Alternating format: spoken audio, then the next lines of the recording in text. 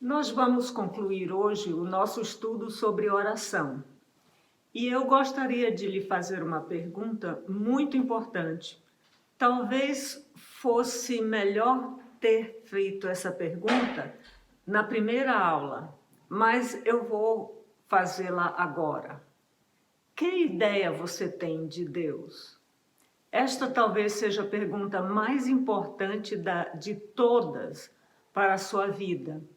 E em relação à oração, nada influencia tanto a nossa vida de oração quanto a ideia que nós temos a respeito de Deus.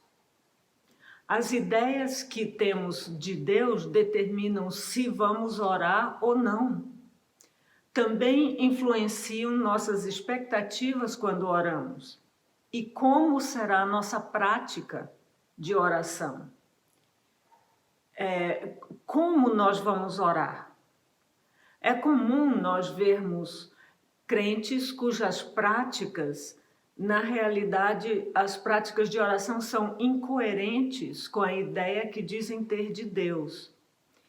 Isto então nos traz a uma segunda pergunta. A sua percepção de Deus está fundamentada em quê? De onde vêm suas ideias sobre Deus? Nós todos crescemos e formamos os nossos primeiros conceitos e hábitos influenciados pela sociedade que nos cerca. E a sociedade em que nós crescemos é uma sociedade idólatra, em sua maioria, como todas as sociedades humanas sem Deus.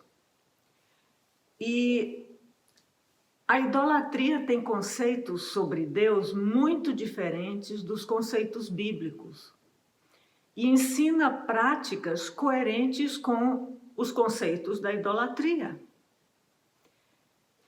O apóstolo Paulo nos diz em sua carta aos Romanos, no primeiro capítulo, nos versos 22 a 23, ele descreve a idolatria. E ele fala da seguinte forma: dizendo-se sábios, trocaram a glória do Deus imortal por imagens feitas segundo a semelhança do homem mortal ou pecador, bem como de pássaros, quadrúpedes e répteis. E junto com a imagem material, os idólatras conceberam Deus como tendo as mais diversas características morais e afetivas dos seres que eles fizeram a imagem. Um Deus, por exemplo, semelhante ao homem mortal, pecador, por exemplo, vai ter seus caprichos e fraquezas morais, vai ter um humor variável e instável, vai ser injusto, igual ao ser humano, pecador. Por vezes vai estar completamente distante, desinteressado e insensível ao ser humano. Outras vezes vai se vingar de alguma falta do ser humano. Assim é que é a idolatria em relação ao seu Deus. Lembramos dos adoradores de Baal no confronto com o profeta Elias no primeiro livro dos Reis. É descrito assim, em 1 Reis 18, os versos 26 a 29. O escritor descreve o acontecido assim: e clamaram pelo nome de Baal desde a manhã até o meio-dia. Ó Baal, responde-nos, gritavam, e dançavam em volta do altar que haviam feito. Mas não houve nenhuma resposta, ninguém respondeu. Ao meio-dia, Elias começou a zombar deles. Então passaram a gritar ainda mais alto e a ferir-se com espadas e lanças, de acordo com o costume deles, até sangrarem. Passou o meio-dia e eles continuaram profetizando em transe até a hora do sacrifício da tarde, mas não houve resposta alguma. Nós vemos aqui as práticas de oração devido ao conceito que eles tinham deste Deus que eles chamavam de Baal. Baal quer dizer Senhor, era um Deus feito à imagem e semelhança do homem mortal pecador. Esse Deus deles estava desinteressado, distante, não respondia, não se importava com o ser humano. Então, eles achavam que precisavam fazer todas estas coisas, se cortar, gritar, dançar em volta do altar, clamar, para poder conseguir a atenção desse Deus.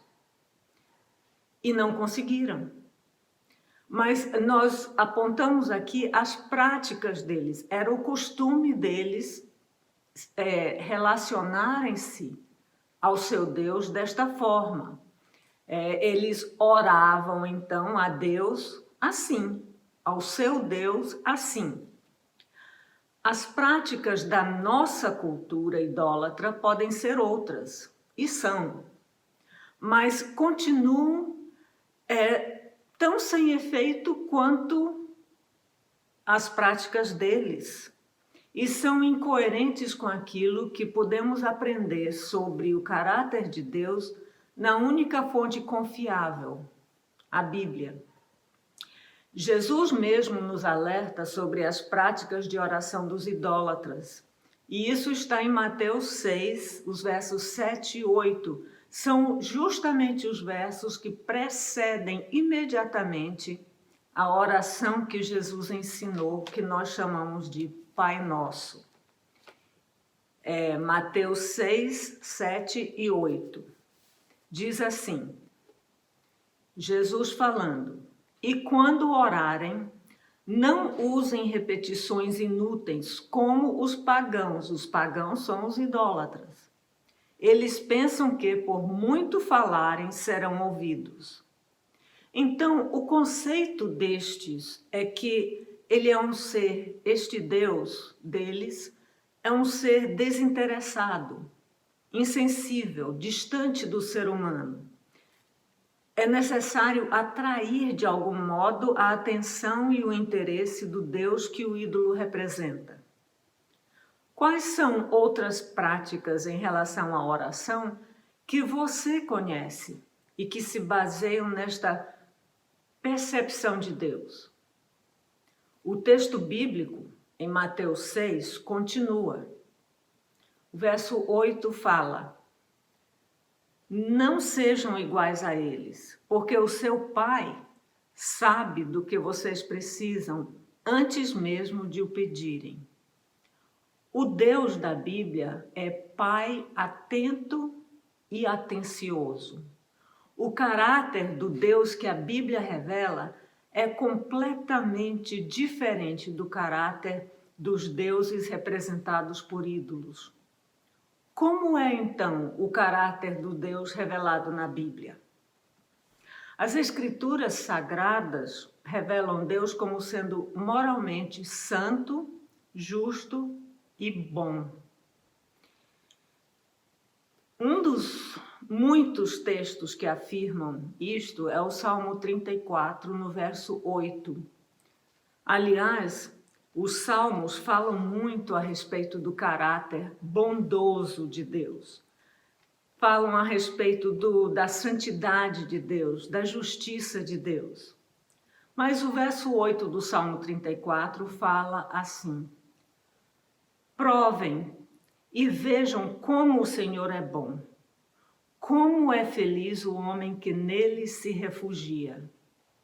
Estes atributos de Deus, a santidade, a justiça e a bondade de Deus, fornecem a base moral para as nossas experiências de oração. Se Deus não fosse santo, justo e bom, não faria sentido orar. Como a bondade impacta, como é que a bondade de Deus impacta a nossa vida de oração? Nós podemos orar, por exemplo, sabendo que os propósitos de Deus são sempre bons. É fácil concordar com esta afirmação quando tudo vai bem em nossa vida. Nós sentimos a bondade de Deus, experimentamos a bondade de Deus. Mas quando estamos sofrendo, fica difícil lembrarmos disto. Porém, mesmo quando as nossas circunstâncias são difíceis e nos trazem sofrimento e aflição, podemos estar certos do bom propósito de Deus. Este mundo em que vivemos, diz a Bíblia, jaz no maligno. Isso aqui não é o paraíso.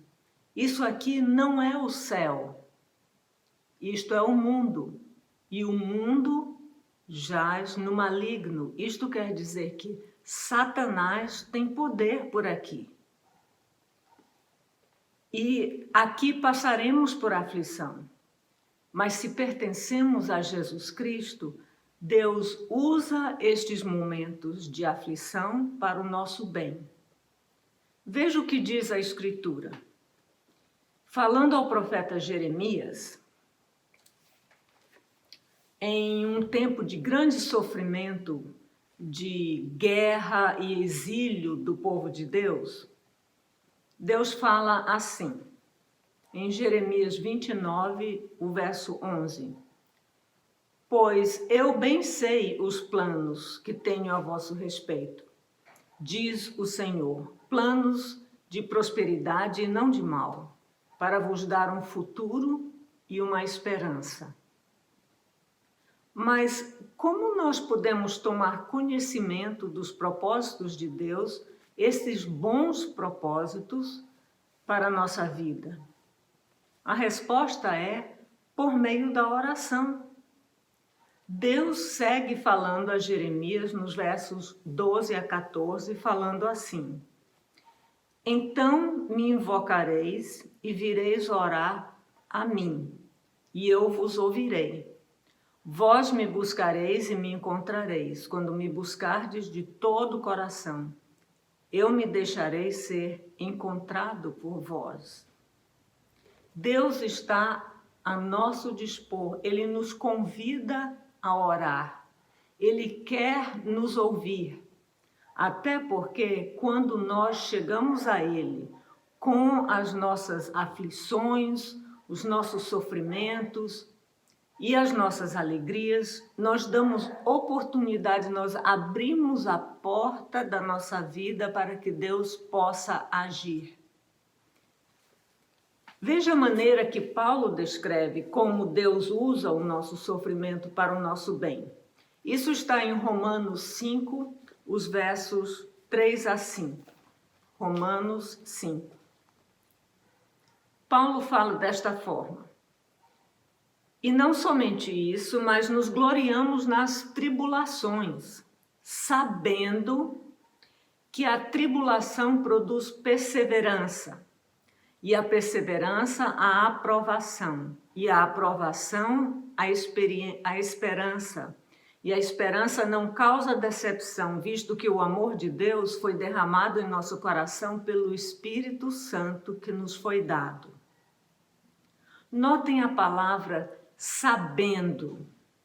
Nossa confiança em Deus não pode depender somente daquilo que nós sentimos, mas daquilo que sabemos. O nosso saber sobre os propósitos de Deus é informado pela Bíblia. E depois, o nosso saber é confirmado pela experiência. O apóstolo Paulo ainda afirma outra coisa que nós sabemos, outra verdade. No verso 28 do capítulo 8, ele fala assim: Sabemos que Deus age em todas as coisas para o bem daqueles que o amam e que são chamados de acordo com o seu propósito. Então, porque os propósitos de Deus são sempre bons, Ele usa o nosso sofrimento para o nosso bem, ou para o bem do outro. Lembre que Jesus sofreu para o nosso bem. O apóstolo Paulo sofreu para levar a mensagem da salvação aos gentios. Podemos orar confiando nos bons propósitos de Deus. Mas, em segundo lugar, nós podemos orar sabendo que Deus sempre nos dá o que precisamos e não o que merecemos. Isto é misericórdia. A misericórdia e a graça, que é dar aquilo que alguém não merece, estas duas qualidades são parte da bondade de Deus. Muitas vezes, quando nós pecamos, fazemos como Adão. Nós nos escondemos de Deus, deixando de orar. Mas isso não tem sentido quando sabemos que Deus já nos abriu a possibilidade de perdão por meio do sacrifício de Jesus Cristo. Sim, Deus mesmo desceu na pessoa de Jesus, experimentou a morte que seria o nosso castigo e agora oferece perdão a todos os que aceitam Jesus como Senhor. Se Deus fosse mau, ele já teria acabado com a raça humana há muito tempo. Mas, ao invés disto, ele planejou e executou nossa salvação. Assim podemos dizer com o salmista Davi, como ele escreve no Salmo 103, o verso 10. Ele fala assim: Deus não nos trata conforme os nossos pecados, nem nos retribui conforme as nossas iniquidades. E mais adiante, nos versos 13 e 14, ele fala assim: como um pai tem compaixão de seus filhos, assim o Senhor tem compaixão dos que o temem, pois ele sabe do que somos formados. Lembra-se de que somos pó. Ou, já no Novo Testamento, em 1 João 1,9, o apóstolo escreve assim: se confessarmos os nossos pecados, ele é fiel e justo para nos perdoar os pecados e nos purificar de toda injustiça.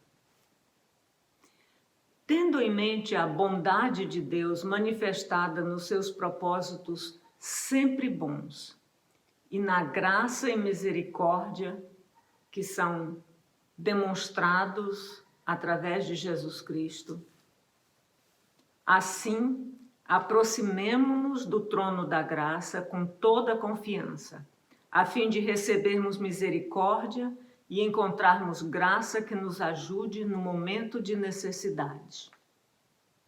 Isso está em Hebreus 4. E estejamos atentos para que nossas práticas de oração sejam coerentes com este bom Deus. Que pratiquemos a oração constantemente. Deus quer nos ouvir e Ele quer fazer uma grande obra em nossas vidas. A partir do próximo domingo, nós vamos estudar durante alguns domingos o livro de Gênesis. Eu convido todos a começarem a ler, desde o primeiro capítulo, o livro que conta as origens do universo, as origens dos povos e, principalmente, a origem do sofrimento e por que o ser humano sofre e o que Deus já providenciou para o nosso sofrimento. Que Deus nos abençoe nesse próximo estudo também.